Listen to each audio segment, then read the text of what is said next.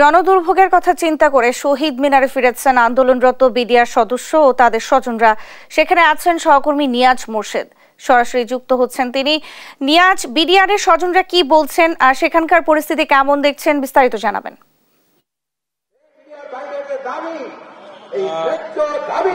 আপনি যেটা জানতে চেয়েছিলেন কিছুক্ষণ আগে, বিডিআর পরিবারের যারা সদস্য রয়েছে এবং বিডিআর যারা সদস্য রয়েছে তারা কিন্তু আপনার শহীদ মিনার শাহবাগ ব্লকেট করে রেখেছেন এবং জনদুর্ভোগের কথা চিন্তা করে অন্তর্বর্তী সরকারকে 2 ঘন্টা আলটিমেটাম দিয়েছেন এবং 2 ঘন্টা আলটিমেটামের পরে তারা আবার শহীদ মিনারে এসে অবস্থান নিয়েছেন এবং এখানে অবস্থান কর্মসূচি পালন করেছেন।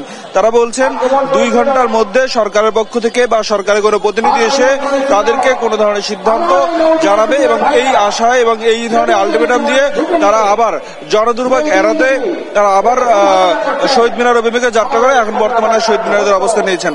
আমরা বৈষম্য বিরোধী আন্দোলনের সমন্বয়ক মাহিন সরকার বলেছেন যে অন্তর্বর্তী সরকারের পক্ষ থেকে খুব দ্রুত যদি কোনো ধরনের কোনো সিদ্ধান্ত না আসে সেক্ষেত্রে তারা এর থেকেও কঠোরতার আন্দোলনে যাবেন এবং এখানে যারা অবস্থানরত যেসব বিডিআর পরিবারের সদস্যরা রয়েছেন এবং বিডিআর সদস্য যারা রয়েছেন যারা মিথ্যা মামলার শিকার হয়েছেন তারা বলছেন যে বিচার কার্যক্রম যেন দ্রুত আবার শুরু করা হয় এবং সেই ক্ষেত্রে কোর্ট কোথায় বসবে সেটি নিয়ে কিন্তু সকাল থেকে একটা ধূম্রজালের সৃষ্টি করেছে অন্তর্বর্তী সরকার, এটা তারা অভিযোগ করেছেন এবং তারা বলছেন যে বিচার কার্যক্রম যেন দ্রুত শুরু করা হয় এবং আপনারা সঠিক বিচার করা হয় এমনটা দাবি আসলে তাদের।